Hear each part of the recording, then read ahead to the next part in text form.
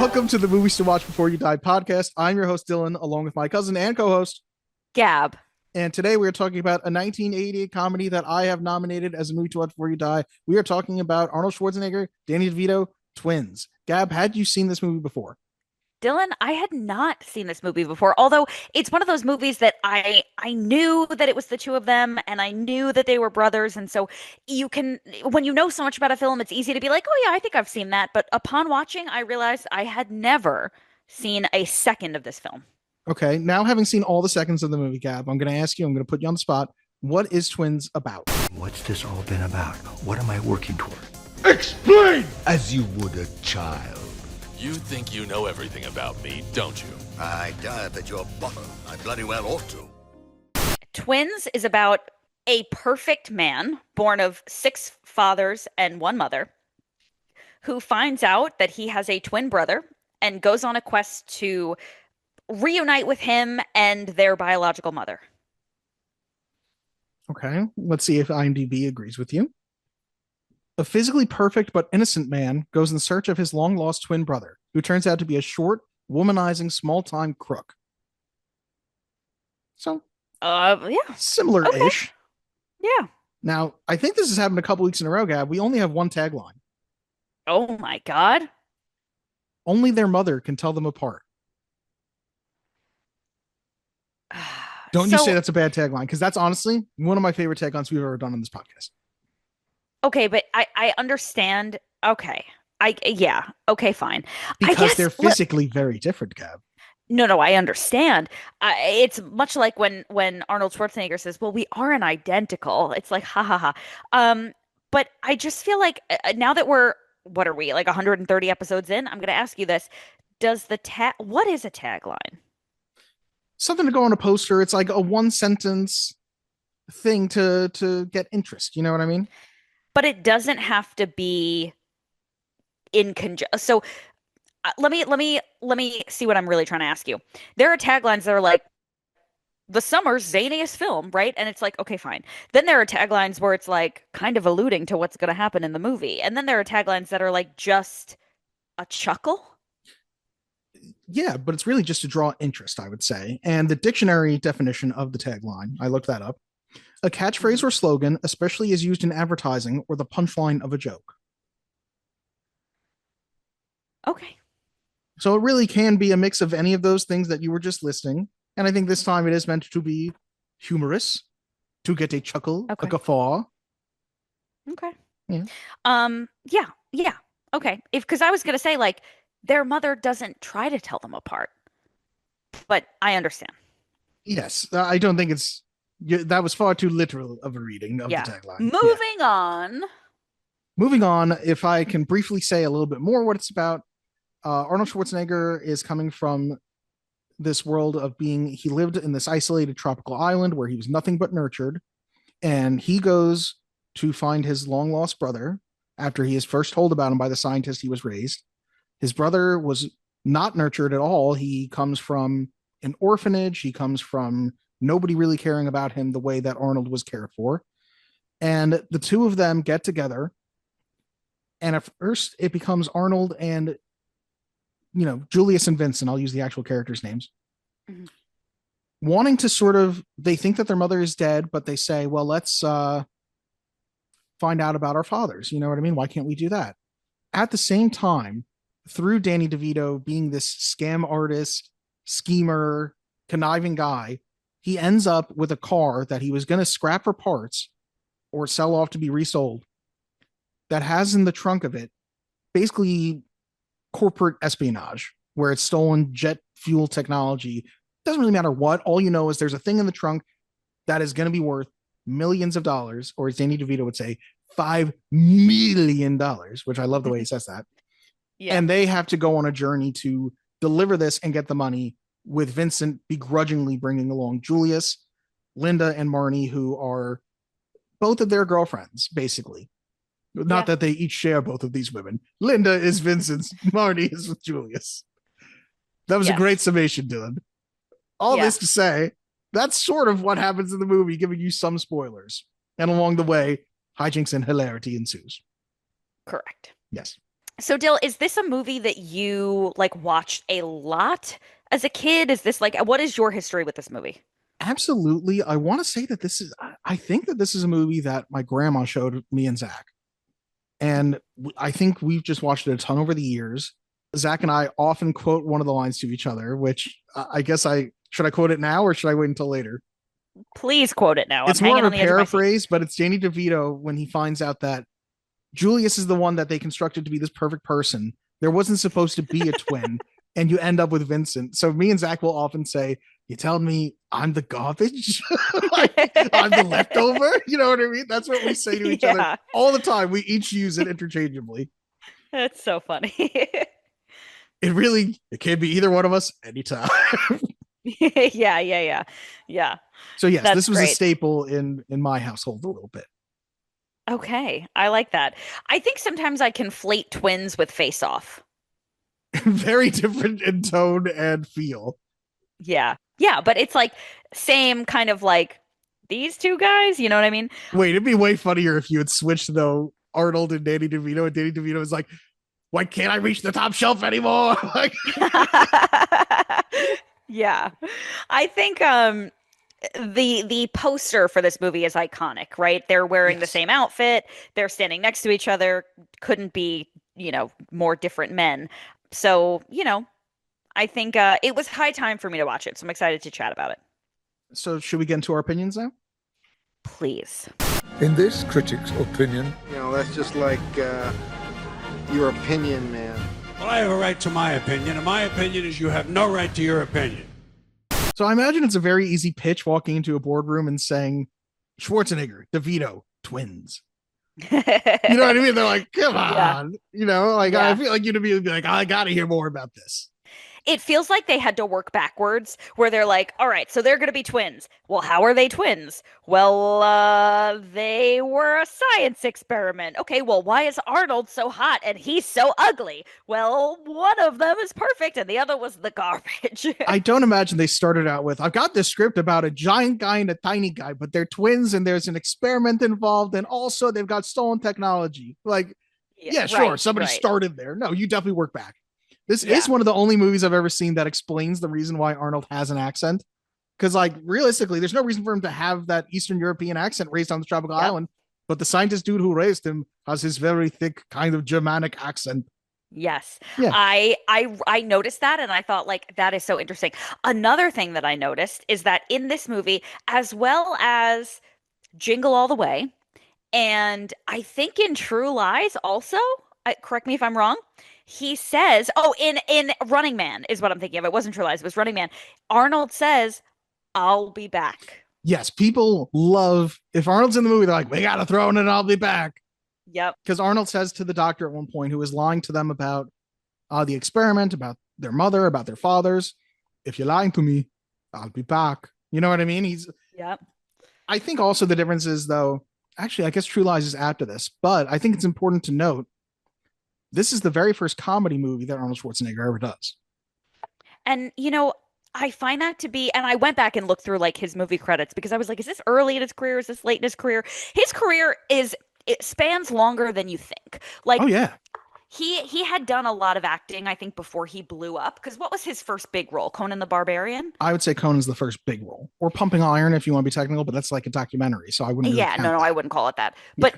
But previously, oh God, what's the word I'm looking for?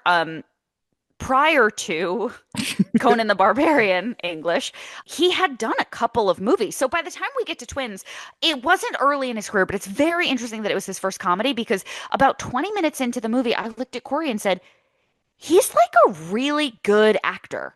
Like we don't give him enough credit, and I think we often look back on his career outside of his more like actiony roles, right? When we think about him doing comedy, we often think like, well, there's Arnold doing Arnold, right? And when you look at Jingle All the Way, it's Arnold doing Arnold. But when you look at this, it's like, no, he's got really good timing.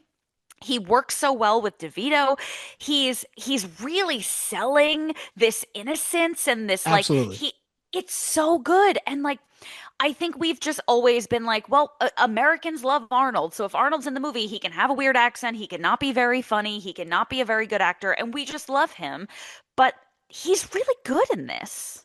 I think, and it's been pointed out many times about Arnold Schwarzenegger versus somebody like Dwayne Johnson, who came up as the super muscular guy, is Schwarzenegger really picks out who he's going to work with in such a smart way that Schwarzenegger always is like, who should I work with? James Cameron. Let's do that. The director of this movie is Ivan Reitman, who is very well known comedically, which we'll get to some of those other credits. But he picks out directors, he picks out co-stars who he knows will facilitate him being the best that he can be. You know what I mean? Because I don't think he's the most talented actor, but when you pair him with Danny DeVito, when you pair him with Ivan Reitman, when you pair him with James Cameron, and he just knows how to listen and to work with these people who are masters of what they're doing, masters of these genre, masters of their craft. Whereas you see Dwayne Johnson will just like work with somebody for hire. And I think the reason we all talked about The Smashing Machine when it was coming out was because it was the first time he's taking like this indie role where it's really going to be about him acting, and he's really picking a director who is really big on their own. Arnold was not like that. Arnold knew, he was like, no, I'm going to pick projects for very specific reasons. Well, and it's really interesting, right? Because as a bodybuilder and as an athlete, which I know oftentimes people don't love to consider bodybuilders athletes, but I think you very much have to. You have to be coachable. You have to have somebody else takes the reins and you do what they tell you to do. And so it doesn't surprise me that he's extremely coachable and that he's always seeking the best coaches. I think it's also the reason that, the only reason his acting career really stopped is because he got into politics, I feel like. Yeah. He had a good 20-year span where he came out with a lot of big, big movies. Well, we just love him. Like Americans love him. And I got to tell you, he's a lovable guy. And I think that broadly, when we see, and I'm saying we as in like general population, obviously there are outliers and everybody has their preferences, but I think when we see very big muscular and understand people on steroids, and obviously Arnold Schwarzenegger was openly on steroids, they don't look natural. It's like the uncanny valley, right? Like they look almost like inflated in a way that is cartoonish. And you obviously see that when you look at him, right? And it depends on the role and the degree, but we tend to fear those people because they're big and they're have a lot of testosterone and they don't quite look right. And again, this is very broad, right? Everyone is going to comment at me in the comment section going, my dad is on steroids and everybody loves him, whatever. But Arnold is like a gentle giant. He is so charismatic and so sweet and so funny and everybody loves him. And I don't think it's an act. I think we all just really look at him like a big teddy bear. He's not a big dog that has a lot of bite and is very scary. He's a big dog that it's like, oh, he's going to sit on my lap and crush me. Oh, ha, ha. You know what I mean?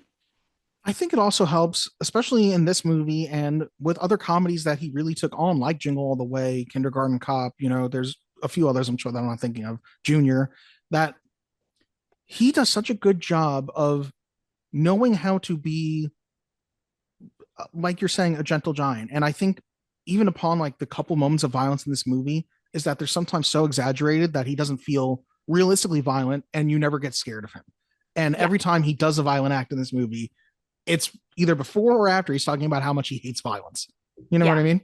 He does such a good job of the way he's written, the way it's acted, of making sure that the character Julius doesn't want to hurt anyone and is just the nicest person in the world, pretty much. He accidentally hurts somebody trying to mug him and is apologizing and offering to carry the man to the hospital. Yeah. Yeah. I love it.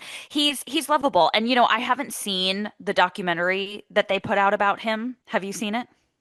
No, the one, I think it's on Netflix, but no, I haven't seen it. Yeah. Corey watched it and told me that in that documentary, and again, they're going to come at me in the fucking comments like they always do, but in that, this is hearsay, by the way, allegedly, in that he like owns up to ruining his marriage and like basically is like, I fucked up and like I'm really sorry and whatever, and like doesn't try to shy away from it, isn't like trying to, he just like owns it. Like he's just that kind of person. I do want to point out, this is nothing to do with what you just said, but I want to point out a funny exchange I had before I watched this movie. So I'm watching the movie with another person. I said, do you want subtitles? Do you think I'll need them? It's an Arnold Schwarzenegger. Do you think Arnold Schwarzenegger movie? Do you think you'll need them? Yes. So that was a great back and forth before the movie. That's incredible. That's incredible. Yeah, that's a fair question. Yeah. When the films get very, you ready? I'm going to work it in. Schwarzeneggarian. We do You need love the a good subtitles. Schwarzeneggarian. Yes. We do. We do. That won't be the last time I say this.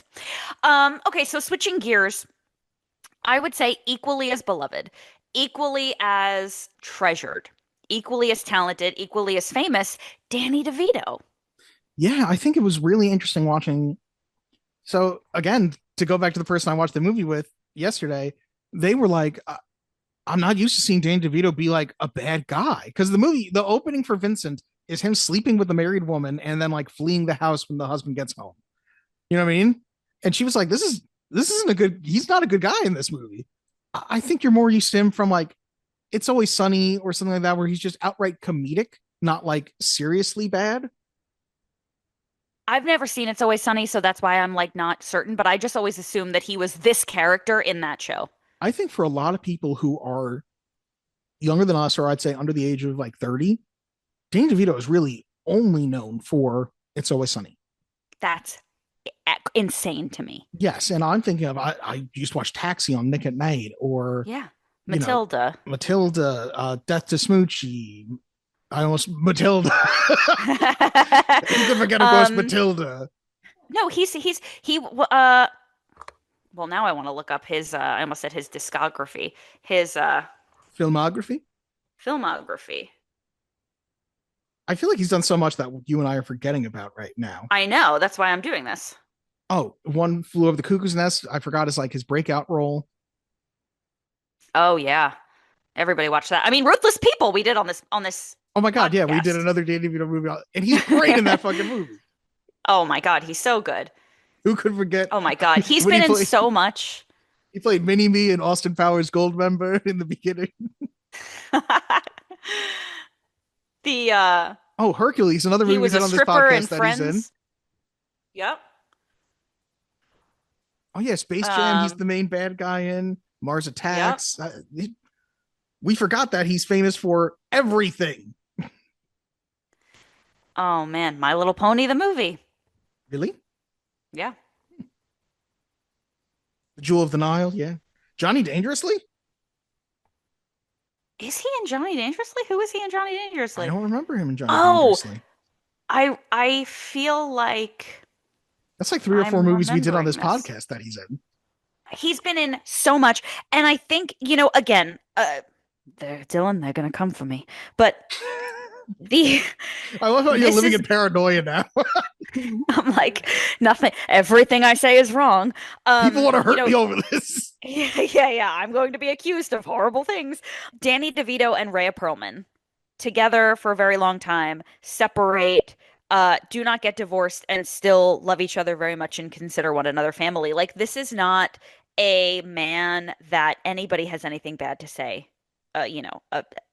This is not a man that anyone has anything bad to. Why can't I make this sentence make sense? That anyone has anything bad to say about. Yeah, that makes sense. I felt like that needed to go earlier in the sentence. Is that not a bad thing anyone say? Yeah. Oh my God, where were we? So, to talk more about the actual movie, did you find yourself laughing? Oh yeah. Interesting. I wonder, who do you laugh more at, you feel like, in this movie? Do you think one of them does a funnier job, or do you think they just play very well off each other? I think they play really well off each other. I think that Danny DeVito inherently just has the funnier role. I think that character is just funnier because in a way, I think Arnold is the straight man. Yes, I think he gets a lot of jokes in the first half out of being new to everything. Mm-hmm. But Danny DeVito continually gets jokes out of being, he kind of can be the bad guy and be the asshole. Yeah. Yeah. They're really, what's interesting about this movie is that there's not a lot of other characters. Yes, you have the 2 women, you have the mother, you have the scientist, but realistically, it's really just the 2 of them. And everybody else is sort of just supporting the action of the movie as opposed to like actually having any like real skin in the game. You know what I mean? Yeah, even Marnie and Linda are really just there to be, I guess, to show the differences between Vincent and Julius as they're forming relationships with women. You know what I mean? Yeah. I Yeah. do think that I'm trying to think of what line it was because I don't want to talk too much about like how serious this movie is about things because I think it does a really good job of having moments of seriousness. Like it has a moment where Julius talks about him being nurtured all of his life and Vincent not being nurtured. And it has a moment where Vincent says about the mother because they were told that the mother died during childbirth, but Vincent knew from his file at the orphanage that this was a simple case of abandonment, is what it says. She dumped me once. There's no way I'm going to give her a chance to do it again. And I like immediately from that line, I was like, oh my God, that one line does such a good job of saying why that character cannot make a connection with anybody that he's not in control of and he's not willing to be the abandoner of. You know what I mean? Because that is the core of I was abandoned, I won't be abandoned again. So that's why the whole movie is really him learning to be loyal to these people where we get to the end and it's him coming back to save Julius. Mm-hmm. Yeah, after Julius, who already had been nurtured, was willing to do whatever it took to save Vincent. Yeah. And by the way, who didn't need saving from Vincent? What do you mean? I just feel like up until that point, and I guess okay, the man had a gun, but I just feel like it was made very clear to us that Julius could pretty much like disarm anybody and No, have he's not physical winning that altercations with fight with the anybody. guy with the gun on him. Yeah, I don't know. So, listener, if you are not familiar with this movie, Arnold, one of the Julius, I should say, one of his defining characteristics is that he's read a lot of books. So he's read a lot of books about like de-escalating violence and like emerge. What does he call it? Like You move too soon. The first rule in a crisis situation: you negotiate first, you attack last. You never negotiated. You don't know what kind of an enemy I am. yeah, very good. Creed, he knows a lot about how to handle a crisis situation. And Yes. so what we are seeing is him actually utilizing that knowledge for the first time. And so it's made clear to us that he's so obviously he's such a physical specimen, but he's also so intelligent that he can kind of outrun or outwit or out muscle anybody. So people try to rob him. There is a person who won't let them into his office, right? Like he is just able to get out of anything based on his intellect and his physical prowess until the end. And obviously this man has a gun and whatever, but I think for me, I felt a little bit like, okay, well, up until this point, I was made to believe that he could handle anything and anyone. And then also, obviously, Vincent has the suitcase full of money that this man is after, but it just felt like Vincent going back to rescue him was like he probably didn't need rescuing. He would have been okay. Oh, I very disagree. I think in hand-to-hand combat, it's proven that obviously Julius can take anybody. But they do a good job of painting. There's this guy, Webster, played by Marshall Bell, who the entire movie, he was the one who was supposed to deliver this stolen technology. He was the one who's supposed to receive the $5 million. So he has been, every time he's trying to get more information, whenever people see him, they know his identity, they know his face, he kills them. He has been made into be as threatening a character as he can be while also maintaining the fact that this is a comedy movie. It's not Anton Chigurh from No Country for Old Men, but he's obviously like, no, I'm going to fucking kill you. You know what I mean? And at the very end, he's just killed the two people that Vincent got the money from, and he is chasing Vincent. Now, Vincent's pretty much gotten away when Julius gets over there and is like willing to basically sacrifice himself to stop this man. And I think we get a nice moment of Vincent hearing Julius distracting him and going, Julius, why are you here? Julius, what are you doing here? And he turns around and he goes back to save Julius, which is really nice because they each kind of save each other, is the feeling. I thought the best part of that was that Vincent was willing to give up the money for him. Like, Yes. obviously, that's what we're talking about, right? That's what saving means. But the whole movie, you've got this guy who is like going to Houston to get this money. There's a really funny moment in the movie where he thinks he's getting $5,000 and he's trying to negotiate like 20, 15. And then the guy's like, I think that 5 million will do. And he's like, 5 million, and it's amazing seeing Five him discover that. million dollars. Yeah, Yeah. yeah, yeah. So, for him to give up that $5 million when he could have just kept going and kept the suitcase and let Arnold just kind of take what was coming to him, was a really beautiful moment. It's really a movie where he's like teaching Julius how to be in the real world, and Julius is kind of restoring an innocence in Vincent that had been Yeah. lost. And I think you get such a nice moment by the very end where full on spoilers, you know what I mean? I'm giving away the very end of the movie. This movie came out in 1988. If you haven't seen it yet, let me tell you something else. In The Sixth Sense, the guy is dead the whole time. Oh my Continue. God. No, but at the very end of the movie, their mother comes and finds them because they had gone to her, but she didn't believe that she was told her son died at childbirth. So she doesn't believe these people. At the very end, she comes and finds them. And I think it does such a good job of making them both innocent enough that I fully am bought in watching them for 30 seconds struggle to get the word mama out and seeing grown ass Danny DeVito and grown ass Arnold Schwarzenegger say mama to this older woman and being like, oh, how adorable. You know what I mean? I'm bought in. Yes. Yeah. I think it speaks to how good an actor Danny DeVito is too, going from the worst scumbag in the beginning of this movie, not the worst, like he's not Bill Cosby, pretty high on the scumbag list, you know what I mean? But he's a bad guy. Yeah. And being able to innocently go, mama. It's very sweet. It's very cute. I think the crossover of I learned from you and you learned from me is executed beautifully. And I think there are two different types of jokes that this movie makes. One type is the like Arnold is so innocent, like I'm thinking of when he's learning how to drive, right? Yes. And he's like he doesn't understand how to use the gas and the brake and he rolls onto two wheels and whatever. And he's like, "Did you see that? That was awesome." And then there are like the Danny DeVito jokes where he is like a ruthless son of a bitch who will do Sleazy whatever as he needs sleaze to can do. be. Yes. And the jokes about him with the women and like, him reciting song lyrics instead of his own like actual emotions and whatever. And both types of jokes land so well. And the ping pong between the two types is done really well. You never get too many in a row of one type of joke. Yeah, and it does a really good job of all the supporting characters have such a good way of interacting with the characters. Like Linda is perfect in the sense of she kind of knows Vincent's a bad guy, but keeps giving him chances in the same way that Julius is seeing him be a bad guy, but will keep giving him chances. Yeah. And Marnie is very good at reading the actual situation. So she sees what a bad guy Vincent is, and she sees how innocent Julius is. Like I really buy into that romance, and I think it's so sweet the moment where she's like clearly trying to air traffic control him into that hotel bedroom to be like, I want you. And it's talked about that like Julius has raised on this tropical island, he's a virgin. You know what I mean? I think his response is like, that's a private topic or something like that. Yeah.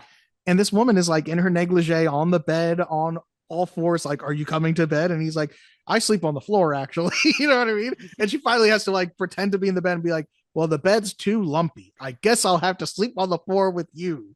And she, I think, is the one who initiates the whole thing. And I just think that it does such a good job of painting this Herculean Schwarzeneggarian man as this innocent, like it's his first time, Yeah. I think it's, I don't know, very sweet. And I think I really like the way too that Dane DeVito is like trying to teach him stuff when Dane DeVito is teaching him how to dance or how to talk to women or how to do anything. Yeah. So that leads me to my next point, which is about something I didn't like. Okay. The scene where they are at I guess one would describe it as a honky tonk, and they're dancing, goes the weird on. country bar place. Yeah. And I believe that is the definition of a honky tonk. They're dancing for a very long time. And it felt a little bit like somebody said, I'd really like to dance. Could we dance? And they were like, yeah, sure. Yeah, you can do it. And they were like, no, no, no. I'd like to have choreography. I'd like for it to be complex. I'd like for us to really like put some effort into this because I was like, why is this happening? You're just talking specifically about the part where they're dancing with Linda and Marnie, or you're talking about the whole scene in general? Not the whole scene, because the scene is important because that's when they get discovered. They know that the people that they stole, the original people The that are Claim after them, brothers that Vincent's in debt to. yeah, that they Yes. know where they are. So that scene has to be there. But there's like a 6 minute, we're just watching Danny DeVito and Arnold Schwarzenegger dance. I don't think it's 6 minutes, but I do think it's definitely a little long. And I think the only thing it really does is show something we've seen multiple times already. And I do like when we do see it is them doing things similarly. That, like, yes, they don't look alike, but they are twins because they'll scratch their head at the same time. They'll do the same thing. This is specifically showing to Julius copying Vincent. Like, Vincent puts his hand on Linda's butt, and Julius is like, I guess I'm going to do that with Marnie. You know what I mean? Yeah. Yeah, I think it's a little cute when you get the two of them with their hands together doing their little, I don't want to call it a grind, but their little like pelvic thrust at the ladies.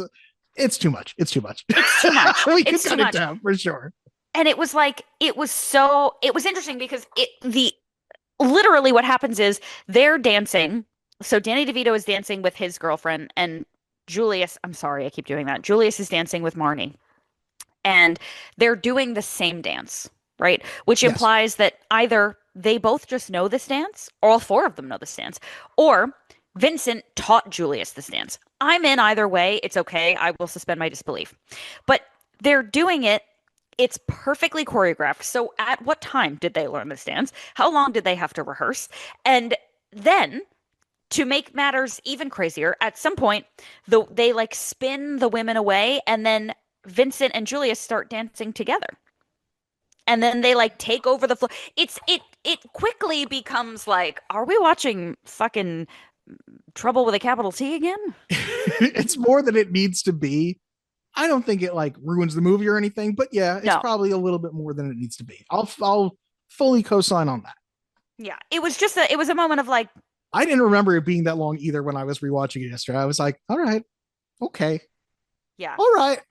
I felt the same way about the scene where Marnie is like clearly trying to get Julius to sleep with her, where it was like cute for a little while, and then it started to get like, at what point is she like legally not asking for consent? Well, no, because what I like about that scene is the first time Arnold says no, not no, but the first time that Arnold did like, oh, I'm not going to sleep in the bed Doesn't with you, get it. is Yeah. him totally not getting it. The second time is him being scared, and we see him put his head under the pillow because he's like ashamed of the fact that he couldn't do it. And then once she finally comes to him, he's like, oh, geez, I guess we're gonna have sex. Like, you know what Yeah. I mean? That one I'm fine with, much more so than the dance. The dance is longer than it needs to be for sure. Yeah. Those two things happening simultaneously, I was like, this feels like a hole in the middle of this movie that we could just like pave over. Yeah. Quick thing I love that Vincent, unbeknownst to him, like he doesn't even realize it until Julius points it out that Vincent has a cat also named Julius, and he's like, Yeah. huh, you know what I mean? I think that's very cute. I love Danny DeVito does such a good job of giving in a little bit that moment where I think it's right before or right after the honky tonk, which I guess we're going to just refer to it as that. That's what we're calling When it he's now. doing push-ups in the hotel room and talking excitedly about maybe meeting their mother.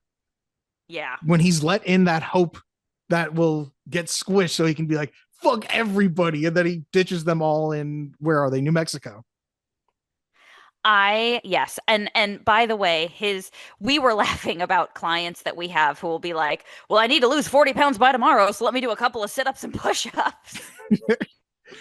Love how Arnold says, let's rock and roll. like just the attempt on his part. And I think just as a kid, I just thought this was something Arnold Schwarzenegger was doing. When they go to get this car, Danny DeVito knows how to break into cars, and he goes to do it, but the alarm goes off. And Arnold Schwarzenegger lifts this car up high enough that he knows from reading the manual for a couple minutes that if you lift the car will think that it's being towed and cut off the alarm system. Yeah. I 100% I can tell you that I know for sure as a kid, little Dylan was like, Arnold Schwarzenegger just lifted the car for that scene, of course. You know what I mean? I was like, yeah. He can do that. Yeah. I don't know. Maybe that just says how asked good an actor Corey- Arnold is too, that he sells that really well. I said to Corey, do you think he really lifted that car? And Corey goes, no. He was like, he's not red in the face. Like his back is so straight. He's talking like it would still be hard. I was gonna say, isn't a car like 3,000 to 4,000 pounds? Like that sedan, Yeah. probably. Yeah. Yeah. Now, listen, you're only lifting half of it, right? Now, not to say that but it's not like he picked it up. You know what I mean? Like Yeah. women do that to get the car off of their kid. You know what I mean? Like it's definitely possible. But yeah, he was like, no, it would be obvious that he was working hard. I also think I just want to give flowers to that serious moment in this movie where they get with the scientist and the scientist explains the experiment was a failure because we didn't expect the side effect that was you, Vincent. Like he just says so well. Like at first he tries to say, but instead of just one perfect kid, mom had two of us. Way to go, mom. And the scientist explains like, yeah. Like the scientist, I think when he comes in says like, you're exactly the way I thought you turned out to be. Didn't you just get out of, I bet you just got out of jail or something. And Vincent saying, you're telling me that I'm the leftover crap, that I'm no good. You're saying that I'm a side effect. Danny DeVito sells it so fucking well and so sadly. Question, maybe I just missed this.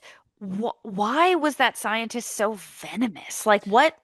So the person I watched it with said the same thing. She went like, what did this dude personally do to him? And the only explanation I had was, I was like, well, if this was a big experiment in his life, technically it's the reason that the experiment was a failure was because the embryo split and became two different people, I guess.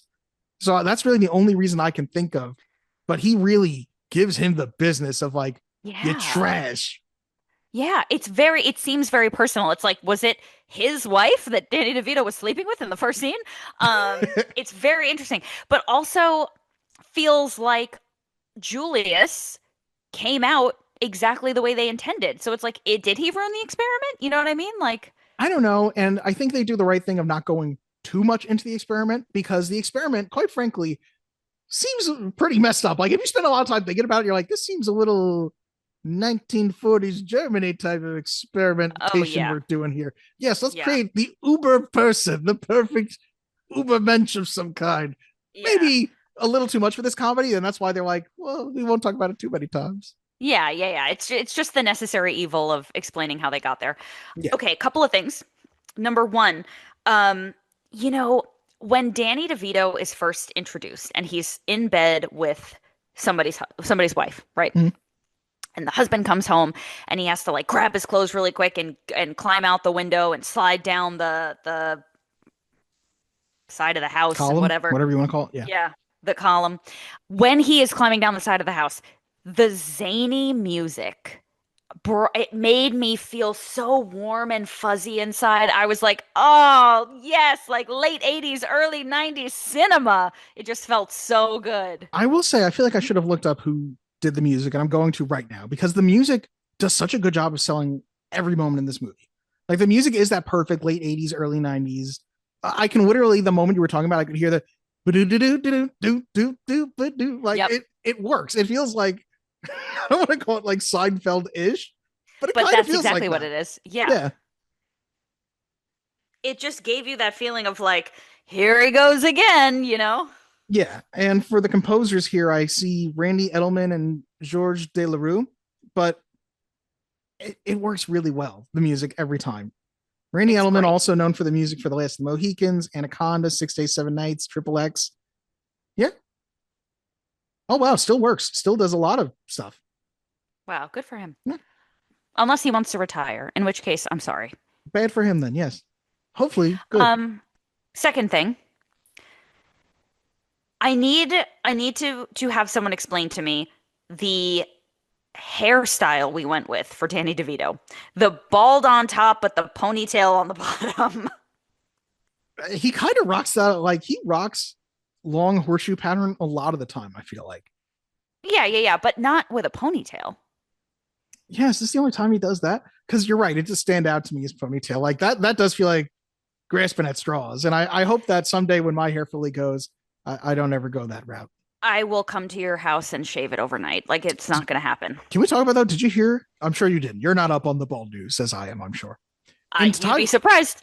In Taiwan, they have come up with like a serum that they rubbed on mice in experiments, and it caused these mice to regrow hair. And they are ready for human trials, they're saying. Did you volunteer? I have not. But they're talking about like, we're going to get this out to the world for everybody. And I'm like, we've done it. We've beat balls. We beat balls. I'm just picturing like soldiers kissing women in Times Square. Like, I'm like, we did it. That is fucking amazing. I did not hear about that. You know what? I do know, though, 2 different men who have gone to Turkey to get hit. 3 different men who have gone to Turkey to get it. 4 different men.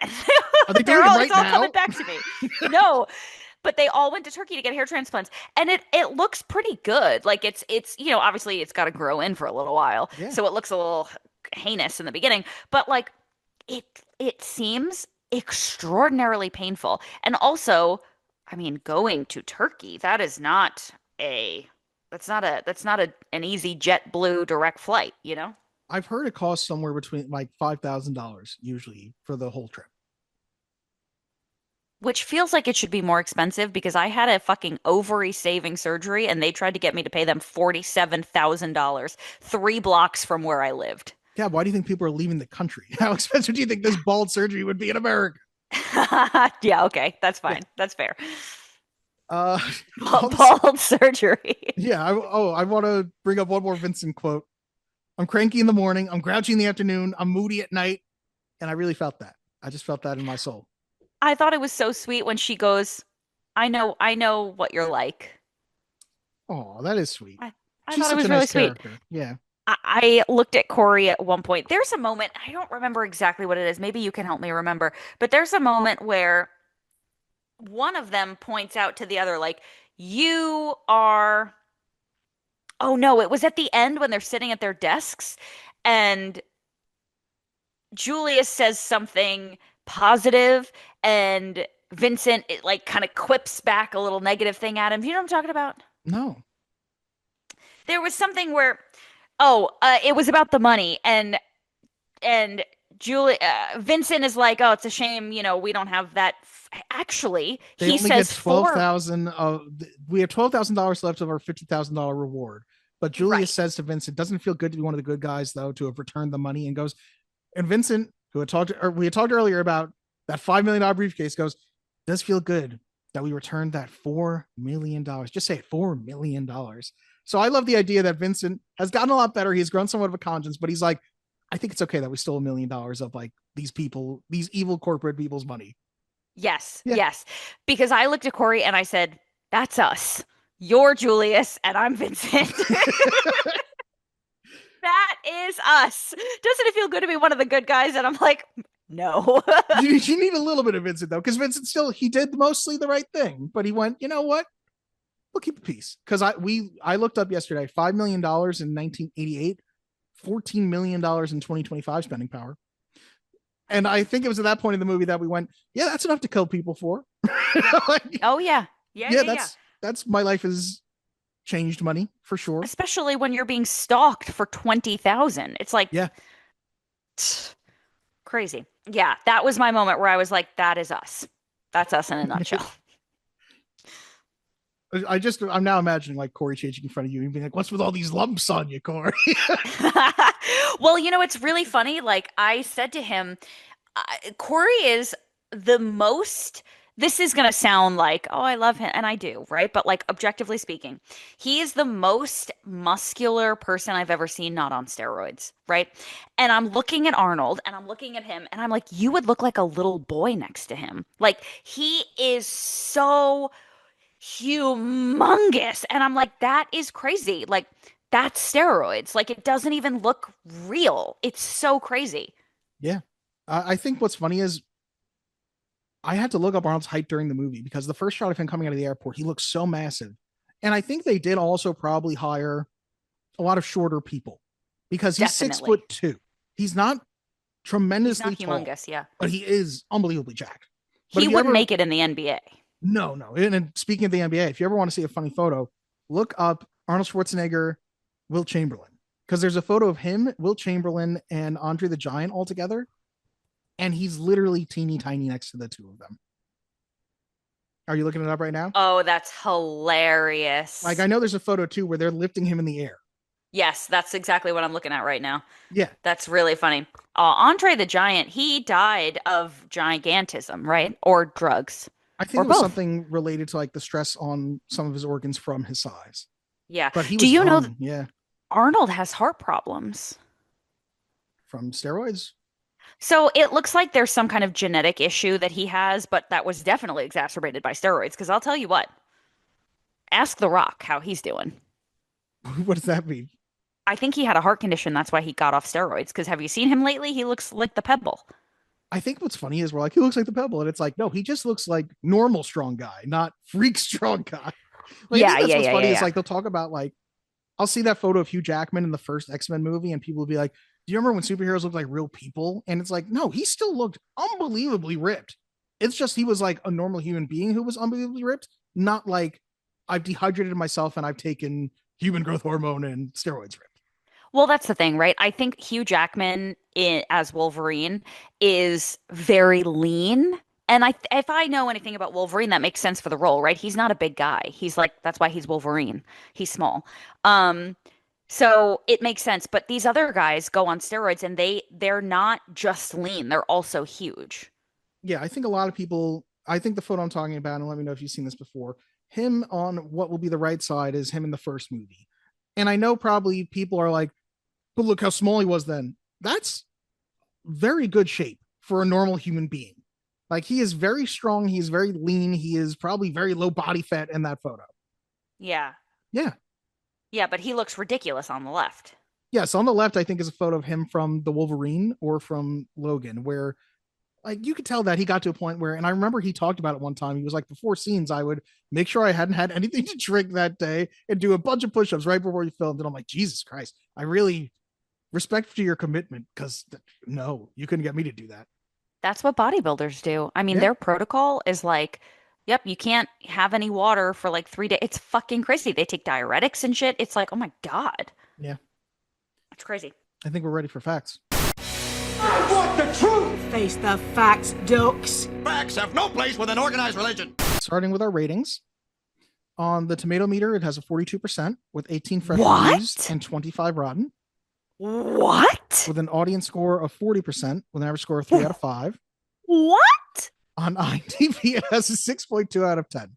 What? The movie was released December 11th, 1988, with a budget of $15 million estimates, and it grossed $217 million worldwide.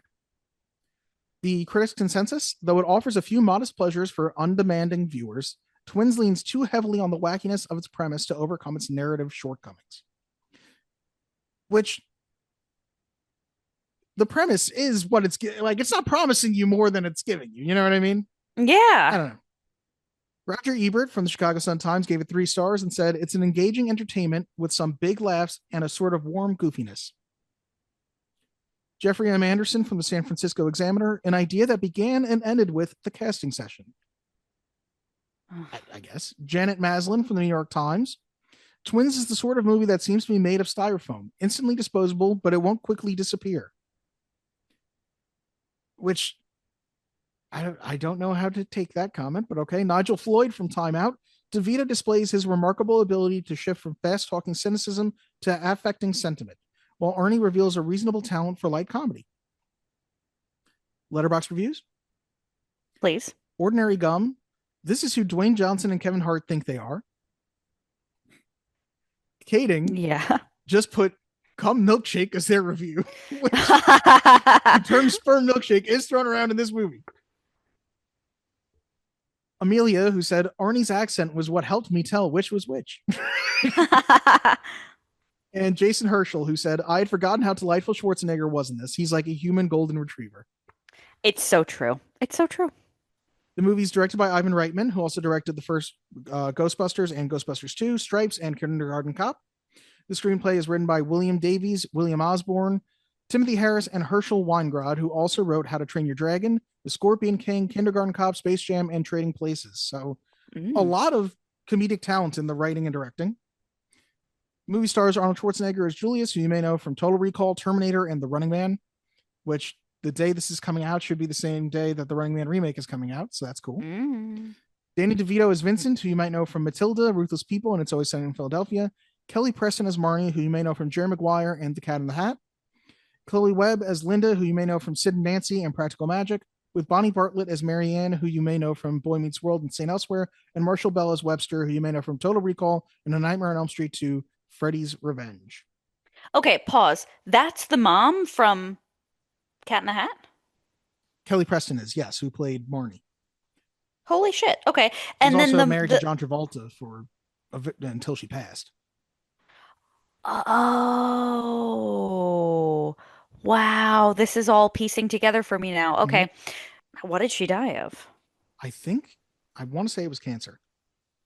Was it like cancer, or was it like Scientology says you must not treat this cancer?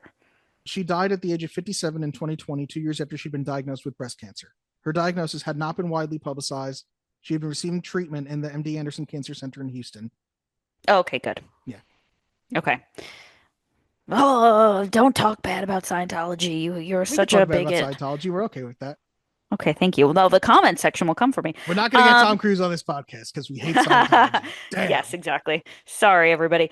Okay, so and now the mother you said is in Boy Meets World. Who is she in Boy Meets World? She really has a small part in Boy Meets World. It's just what I remember her from as a kid, that she's like the dean of the college they all go to.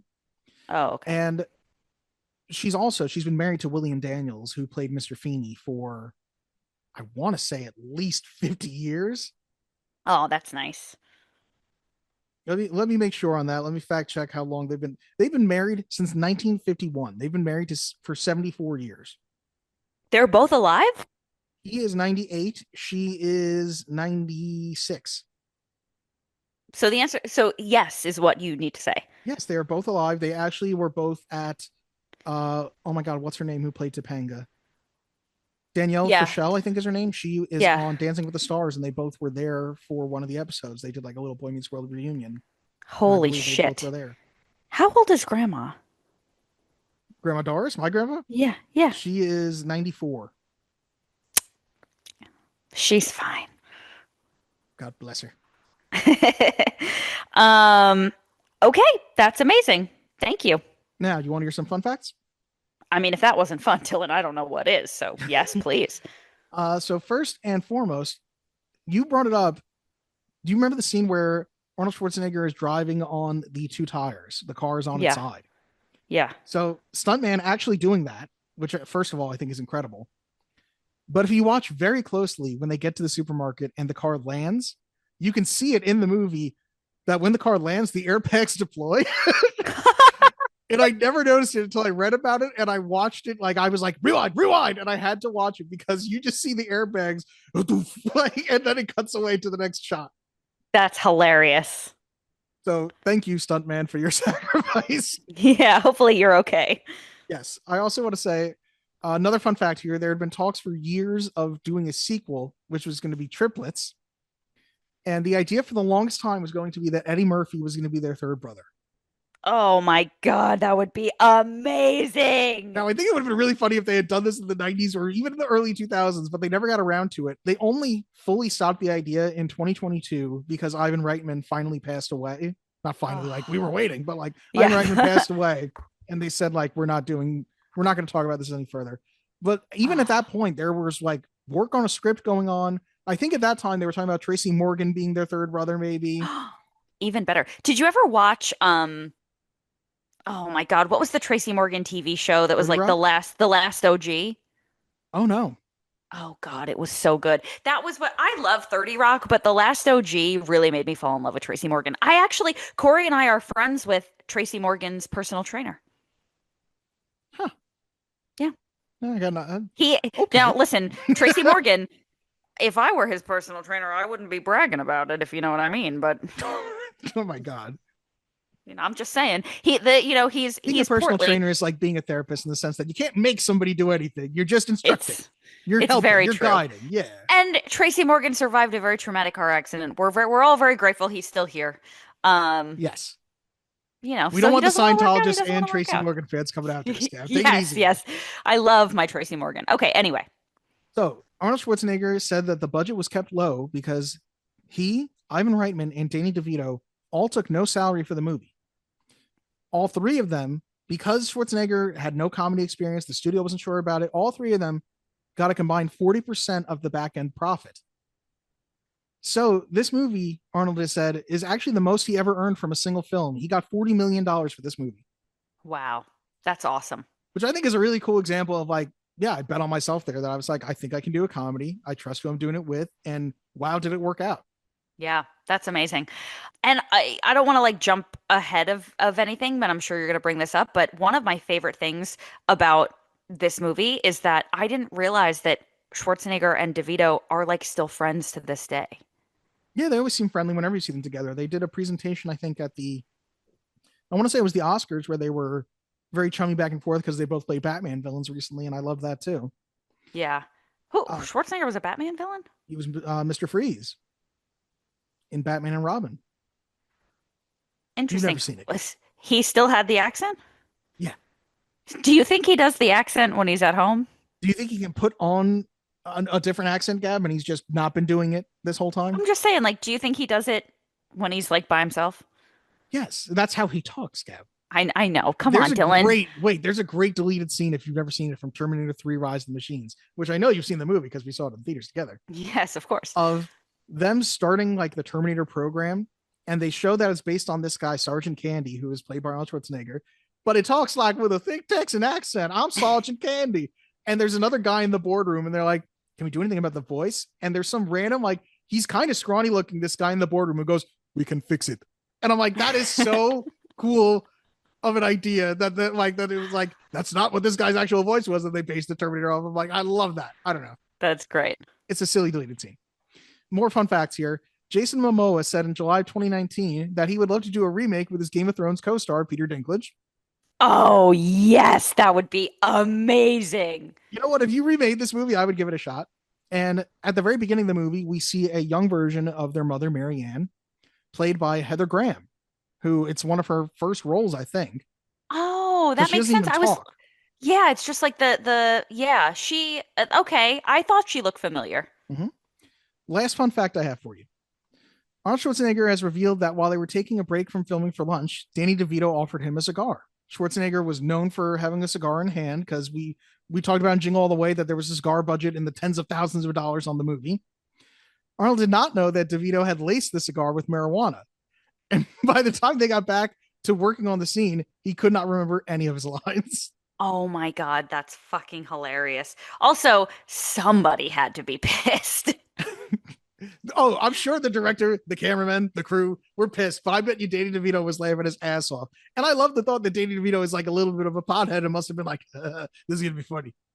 Yeah. And also that like, he's so ecstatic. He was like, I don't care. I'm Danny DeVito. I'll do whatever I want. You're not going to fire me. I'm the twin. Yeah. That's great. That's all the fun facts I have, Gab. Do you want to get some mail for Nightmare Before Christmas? Please. Mail time! When you control the mail, you control information. Mom asked me to ask you if there's any mail for us here by mistake. What? Okay, we have just a couple of comments. First, we have Legacy Odinson saying, I prefer Not Dead Fred of Monty Python fame, which I don't really know what that's in reference to. I have no idea. Then we have... Oh, I do, I think. Do you remember in Monty Python and the Holy Grail where they're like, bring out your dead? And he's like, I'm not dead yet. And they're like, you're getting there. And Is he's that like, guy's name no, Fred? I'm alive. So in the musical, I think there's a song where he's like, I am not yet dead. And he like sings it. And I think that's what he's referring to. Huh. We had somebody commented, Cy Eyeroll commented about what do you think about Sally Short? Oh man, those Sally's jokes left me in stitches. I'm disappointed I didn't come up with that. Quite good. Very good. And then we have a comment from someone we haven't heard from in a bit, Vitz. Oh, hello. Good to see you, Vitz, who said, I enjoy the little bits of Jewish connection in holiday movies like this, but my favorite is that the modern day holiday classic Elf was written and directed by Jews. Maybe throw that on for an episode during the Hanukkah season. You never know. You never know. We might. You can suggest it. We can decide it. Yeah, maybe in 2028. Yes. And then we have, of course, an audio message from our most devoted listener. Sorry, Scotty Cameron. He's taking your spot. Here's a new episode of Canadian Court. Yay. Hello, Dylan and Gab. Instead of doing Canadian Court this week, I wanted to hear about your Thanksgiving. Canadian Thanksgiving was about a month ago, and as a Canadian, I know vaguely about what people do, mostly by watching TV, if I'm being totally honest, Americans do during their Thanksgiving. So I was curious if you could share with us, the listeners, what you get up to over U.S. Thanksgiving. What are your traditions? What's your itinerary like? Are you two actually going to be in the same physical space? I know I thought listeners would like to hear what you two are going to get up to over your holidays. And then what are your plans moving forward? Because for some of us who celebrate Christmas, it's going to be in a month. And for those who celebrate other things, you've got Hanukkah to look forward to, Kwanzaa. Oh no, did I lose him? He just ended it on Kwanzaa. I was going to say, I don't think he'd ended there. Why is it the file playing? Let me give it one more try. You've got Hanukkah to look forward to, Kwanzaa, whatever you celebrate. I'm just kind of curious, how does your roll up to all the holidays work? I now kind of just want to leave it. Kwanzaa. Do people celebrate Kwanzaa? I feel like we were told that a lot of people did when we were kids, and Kwanzaa has really fallen off the map. Yeah. Yeah. It Poor definitely has. Kwanzaa. If you celebrate Kwanzaa, in all sincerity, please write us and let us know, because we are stupid. Tell us something about Kwanzaa. Yeah. Because I don't know anybody who celebrates Kwanzaa, and quite frankly, I live in a very I live in New York City. I don't know anybody that celebrates Kwanzaa. So Thanksgiving growing up, Gab and I saw each other every single Thanksgiving, I think, for years. Yeah. This year we are going to spend Thanksgiving together. Yeah. Yep. Yay. Christmas, I feel like we did used to do a lot of Christmases together too, where we used to do like Christmaka. Yeah. Yeah, I'm honestly, Christmas now, I feel like I hardly ever do anything besides like sometimes I'll get together with like Zach and Allie and we'll watch Christmas horror stuff or Christmas movies. I don't like to do anything huge. You know what I mean? Obviously, as a Jew, I'm not doing a big Christmas thing. Yeah. After 2020, I don't really do Christmas with my family anymore. And not because I have any ill will toward them, just because I am an adult and I like to have my own Christmas tradition. And so I typically tend to see my family on Thanksgiving. And then I give them a buzz on Christmas and say Merry Christmas.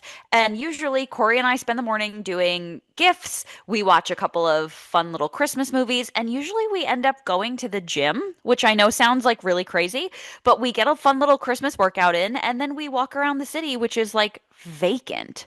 And you can go see the tree, and it's usually like really nice and very quiet, which is unlike New York City. So I love my quiet little Christmas at home, and I'm super excited that we're bringing back the Thanksgiving tradition. Corey lifts a kettlebell with a piece of mistletoe on it. Yep. I do feel like when I think of Thanksgiving, I feel like I immediately think of that sweet potato thing with the marshmallow on it. Oh yeah. Cornbread, your mom's cornbread. I was going to bring up. Yeah, I do feel like it's very funny that even though your dad works as a chef, that I feel like your mom always cooked a lot on Thanksgiving. Yeah. He's definitely he's like the Gordon Ramsay, and my mom is like the yes chef. I feel like it's kind of his day off from cooking though, where he's just going to watch and judge. Yeah, basically. But I do think it's funny that when I think of Thanksgiving, I think of your mom's cornbread, and it's like of all the things that my parents slave over, I'm like, no, that one dish somebody brought, that's the shit. But my mom does make it still. Like, she has your mom's recipe. She makes it. No fucking way. I swear to God, it'll be there. I'll be hyped for that. Yeah. I think I feel like I've become more of a pumpkin pie guy. That was more of a recent thing, but I do like me some pumpkin pie, but that's about it. Okay. Yeah. I love Thanksgiving. I'm excited to eat. Yeah, stuffing. Like, I love eating on Thanksgiving, and I'm excited we're gonna do it together. I'm also, as much as I'm a huge football guy, I feel like the football on Thanksgiving thing, unless you're at a thing where you didn't really want to spend that much time with that family anyway, I feel like you really shouldn't spend that much time watching the game. Isn't it always the Cowboys? The Cowboys and the Lions, not each other, but they always play on Thanksgiving. There's 3 games now every Thanksgiving. Why? Why is it always them? Because I think at first no teams really wanted to do it, and they were the first to step up, and it's just become tradition now. So really, especially for the Detroit Lions, who were never a big deal to anybody, it was like Well, every Thanksgiving we get some publicity from being the only team people can watch that day. Yeah, Yeah. that makes sense. Is there always football on Thursday? Now there is. Every week during the season they have Thursday night football, but that wasn't a thing like when we were growing up. It was special for Thanksgiving. Cool. Okay. Yeah, interesting. Learn something new every day. Should we kick off the verdicts? Touchdown. Oh my God. Do or do not. There is no try. The guilty will be punished. Sentence is death. Gab, this was my pick, so I'm going to start. I think that Twins is a delightfully stupid premise, but one that's also filled with heart. And I think it features great performances from DeVito and from Schwarzenegger. This is one of my favorite Schwarzeneggarian movies. I think there's also, I can not deny that there's nostalgia here for me. So obviously, as the person who nominated it, I think it's a movie to watch before you die. I'm very interested to hear, without that cloud of nostalgia, if you have the same feeling, Gab. So what do you think? Yeah, Dill. Definitely didn't have a cloud of nostalgia. Definitely really pleasantly surprised. Not that I didn't think I was going to like it, but you just never know with these movies that are a little dated. They tend to move a little bit more slowly. Sometimes the jokes don't always land, but I was absolutely delighted by how funny and easy this movie was. I think it still works to this day. It's silly and it has moments, but it doesn't take itself seriously. Nothing is overly complicated or overly explained. It flows beautifully. And like I said, I think the most important thing to me about this is that it works irrespective of decade, right? So it doesn't matter that it's the 80s or anything like that. I don't care that he's on a car phone. I don't care. Like, it works. And I loved it. I really did. I definitely say this is a movie to watch before you die. And quite frankly, I'm shocked at how poor the ratings are. Right? I think that this is a movie that, if I say to you, Arnold Schwarzenegger, Danny DeVito twins, and you're interested, I'll be shocked if you don't like the movie. Yeah. You know what I mean? Yeah. So to those of you who didn't, go suck an egg. Go fuck yourself. You can hang out with the Scientologists in the back. And Tracy Morgan's trainer. Sorry, Tracy Morgan's trainer. He's lovely. We really like him. You're a good guy. We got no beef with you, but for right now, you're in the back. Yeah. Yeah. Say the things that we say at the end of this podcast loud enough for the people in the back. Okay, excuse me, everybody. If you enjoyed this podcast, you can feel free to send us a letter on the internet, Dylan. An electronic piece of mail. An electronic piece of mail to movies-to-watch-before-you-die@gmail.com. You can let us know what you think about this movie or any of the other movies that we have reviewed. You can request a movie to be reviewed, and we might take it into consideration, but likely not. You can send us things like voice notes. You can leave us nasty comments. So just do it. The world is your oyster. You do whatever you want. In the link tree below, you will find the link to our friends at the Hall of Pods Podcasting Network. You'll find links to things such as my Venmo, our Instagram, our merchandise store, other fun things. And lastly, you can feel free to just do whatever you want. You know, you have autonomy, and I feel like not enough people are talking about the fact that free will exists. And at the end of the day, we're all just out here trying to make it. Send us an email. What's your favorite Schwarzeneggarian picture? Yes, Schwarzeneggarian. Yes. And good day to you. Whoa. You telling me I'm the crap? No, this is not true, Well, wait a minute, Julius. I want to hear this. You telling me that I am the leftover crap, that I'm no good? He's wrong. Look at him. You saying that I'm a side effect?